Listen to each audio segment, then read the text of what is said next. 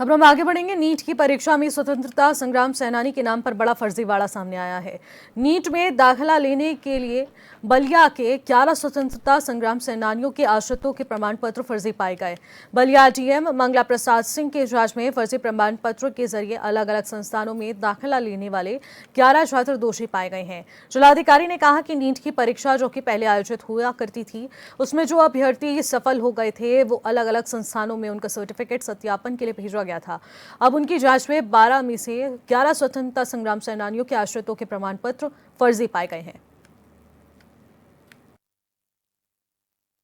और नीट की परीक्षा में जो आवेदक रहे होंगे उनके संबंध में महानिदेशक उत्तर प्रदेश की तरफ से हमारे पास पत्र मिला था, जिसमें 12 स्वतंत्रता संग्राम सेनानी आश्रित परिवारों की ओर से प्रमाण पत्र जारी किए जाने की बात बताई गई थी।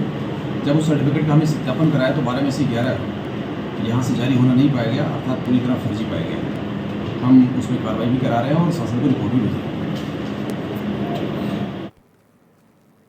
इसी खबर पर ज्यादा जानकारी के साथ सत्येंद्र हमारे संवाददाता सीधे हमारे साथ जुड़ रहे हैं। सत्येंद्र, स्वतंत्रता संग्राम सेनानियों के आश्रितों के प्रमाण पत्र फर्जी पाए गए हैं। नीट की परीक्षा में ये बड़ी धांधली सामने आई है। आखिरकार पूरा मामला क्या है और आखिरकार ये जो फर्जीवाड़ा था वो उजागर कैसे हुआ?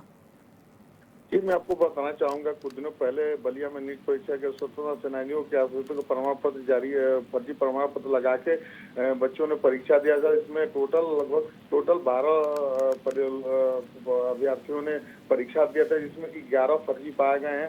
इसकी पुष्टि बलिया डीएम ने कहा कि बलिया डीएम ने साफ शब्दों में कहा कि इनके ऊपर कठोर कार्रवाई हो रही है। इनके द्वारा स्वतंत्रता सेनानियों के नाम पर फर्जी प्रमाण पत्र बनाकर परीक्षा में शामिल हुए थे।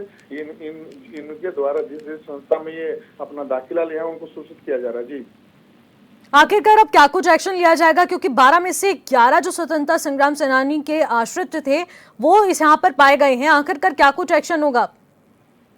जी, हम अक्सर देखा जाता है कि लोग फर्जी पाए जाते हैं, जांच बैठती है और जांच फाइलों में ही दम तोड़ देती है। जहां तक बलिया डीएम की माने तो बलिया डीएम का कहना है कि इसके ऊपर कठोर कार्रवाई होगी, किसी भी प्रकार की कोई त्रुटि नहीं होगी। जो भी दोषी है उसके ऊपर कठोर कार्रवाई की जाएगी। जी ठीक है सत्येंद्र, बहुत बहुत शुक्रिया तमाम जानकारी के लिए।